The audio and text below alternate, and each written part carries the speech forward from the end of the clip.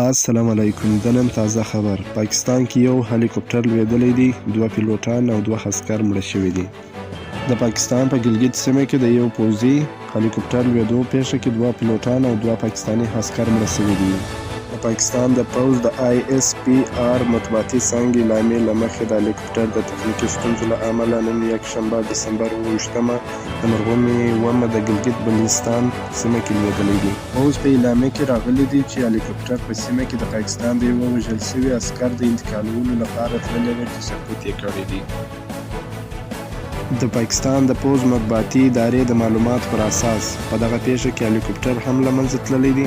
دا په دې وروستیو کې د پاکستان د پوځ 4مه څرخي الوتکه ده چې لویږي.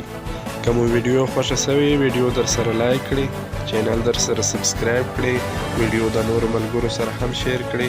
د داسې نورو تازه معلوماتو لپاره زموږ سره اوسئ. بیا د الله په امان.